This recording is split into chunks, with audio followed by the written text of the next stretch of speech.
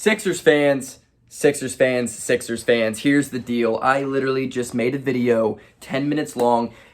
Not gonna toot my own horn, but it was a fantastic video and not enough space. So it didn't save. Then I deleted everything, made another video, same thing. Now it won't airdrop. So here is my third take to talk about the Ben Simmons debacle and the Damian Lillard fiasco.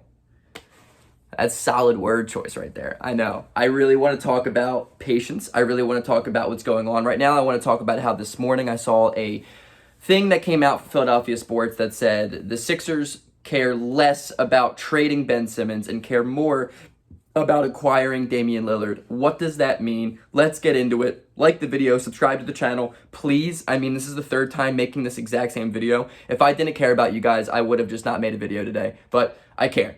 I want to make a video. Let's get to 1K, guys. I have merch coming. It's going to be a surprise. That's not a surprise anymore because I just told you. So let's make it happen. It's going to be cool. I want to drop it for you guys. I want to drop it for me too. I would be lying if I said just for you guys. But, you know, let's get into the video. Let's start off by saying, Sixers fans, I want to preface this by saying nobody wants to trade Ben Simmons more than me. I get it. I get our frustration. But here's the thing. We need to trust Daryl Morey. We need to trust the process. We need to believe in a guy who is probably better at his job than anybody else. Obviously, he has come out and asked for the world and more from teams in order to get Ben Simmons off the team. It's a ploy. It's a strategic deal. It's what he's doing on purpose. Obviously, he knows he's not going to get 7 first-round picks from the Spurs because, first of all, I don't think he wants that. I think he wants to inflate Ben Simmons' value so he can go out and get a guy like Damian Lillard. Daryl Morey has the history of trading for guys who are better than the guys he is trading, if that makes sense. He's not going to trade Ben Simmons to the Kings or the Raptors for pieces. It's just not going to happen. And though I think Sixers would be better off by trading Simmons for guys lesser and just to add more depth, obviously the Sixers would be a better team with Lillard. In the era of a super team era, and that sounded weird, but we're in the super team era right now, one could argue. I mean, I get the Warriors aren't what they used to be, but if you look at the teams around the league, of the Warriors, of the Miami Heat even, of the Bucks, of the Nets, of the Lakers, of the Clippers, these teams are very top-heavy. These teams have top 15 guys on their team, and what makes them so good is the fact that they have multiple guys who can go out and get a bucket. Playoff time comes, you need guys who can go out and create their own shot. The Sixers have 1.5 guys who can do that.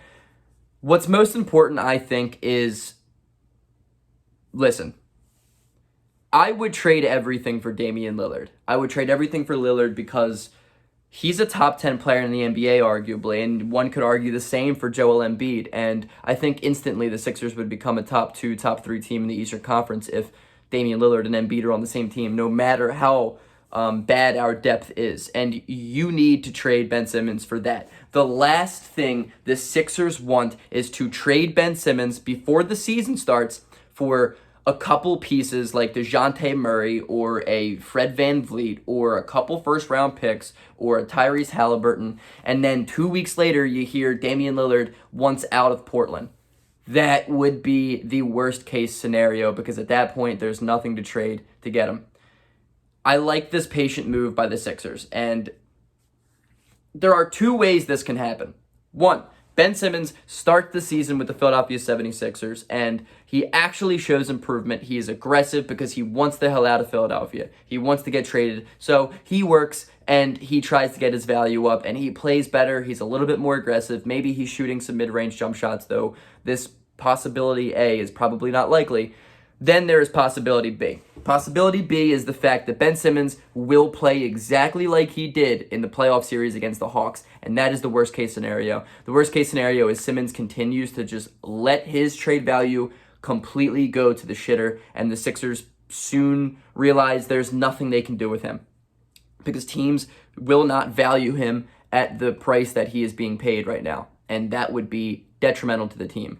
It's a very risky thing to send Ben Simmons back into a Sixers jersey this season because personally, I don't believe there will ever be another day where the Sixers fan base is happy for Ben Simmons. I will never, I don't think they'll ever be able to cheer him on. Every single time he's standing at the three-point line and he's open, he will hear roars of boos. And this man's ego is so frail that he will collapse and just die in Philadelphia, as he should, because he cares about all the wrong things in life, and he will never improve. He will never get better because he cares too much about his image. He cares too much about his ego. He cares too much about the fame that comes along with the craft that he was born to play. And it's frustrating. It's frustrating to have a guy like that in the NBA, let alone to be on our team next to a guy of Joel Embiid who has sacrificed his entire life to be at the position that he's at, and he has worked tirelessly for the last 7 years specifically to be where he's at right now, and it's frustrating that you have to let him match up with a guy who just doesn't give a shit every single night. It's infuriating.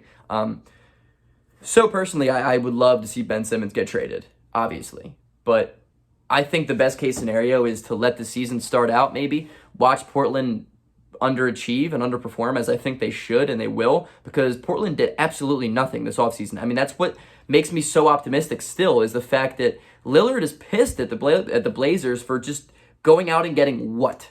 I mean, they signed Norman Powell to a $90 million contract extension, which makes, I mean, he's a good player, but like, you still have CJ McCollum on your team. What is that three-headed monster there? I don't get that. They lost Carmelo. They signed Ben McLemore, though I love Ben McLemore, but they signed Ben McLemore and Cody Zeller as their headliners. That makes no player in Portland want to stay in Portland. I mean, I am sure Dame tried recruiting guys, and they were like, why the hell would I want to go and play there? Portland's not a good team, and I think maybe a month into a season, Lillard is just like, dude, we're under 500. Get me the hell out of the situation. I gave the last 9 years of my life, and you give me nothing. That's when finally it pays off that we have Simmons still on the squad. And I think Simmons would give us the best available package to send to Portland, and especially if Lillard comes out and was like, yo, I want to come to Philly. Yeah, I think that's the least Portland could do, is trade him to a place where he wants to go. And I think if Lillard comes to Philadelphia, the Sixers are instantly a championship contender because they have 2 top 10 guys. And how many teams can genuinely say that? One, I would say. Probably one. The Lakers, right? I don't think Paul George is a top 10 dude. Nobody on the Bucks outside of Giannis. Miami, no. Yeah. Brooklyn. Brooklyn probably has 2. Plus Kyrie's top 20. But yeah, it's my point is the Sixers are going to be an elite team if they can somehow manage a way to get Damian Lillard. And I think holding on to Ben Simmons right now, being patient, letting this play out a little bit is honestly the only move. If Portland isn't willing to trade Lillard right now, don't bother. Don't bother trading Simmons for something less because you feel like you're on the clock. We were the number 1 seed last year with a guy that didn't care about getting better at playing basketball solely because Joel Embiid is just an absolute freak of nature. So run it back for a month, trade Simmons for Lillard, trade Simmons, Maxey. Hopefully Jaden Springer can just be a stud early on, because that'll lessen the blow of losing Maxey a little bit. I would like to hold on to Matisse Thybulle, but if we have to, send him. I literally do not care. I will send you the farm to get Damian Lillard because right now is the window. Right now.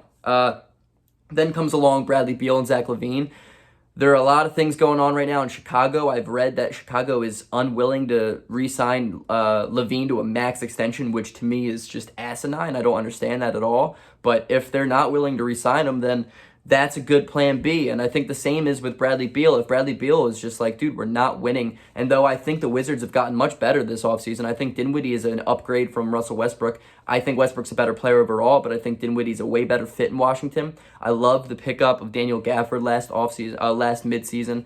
I think they should trade Thomas Bryant because, dude, how many offensive-minded centers do you need on a team? That's all they ever do is draft those dudes.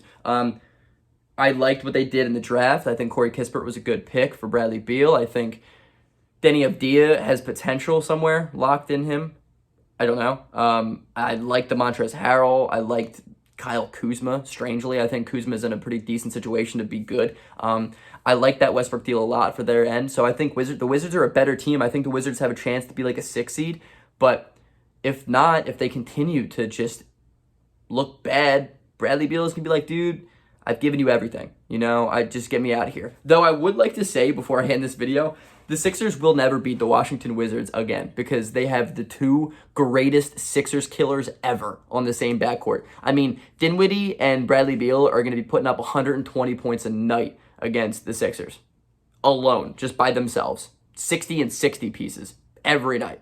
So, yeah, I think it's so funny how Michael Jordan, a.k.a. Spencer Dinwiddie against the Sixers, and Bradley Beal are on the same team. I mean, they're going to dominate us because we can't stop shit. But be patient, guys. Trust Daryl Morey. Trust the process. Trust the process. The process isn't over yet. Just trust it. Peace.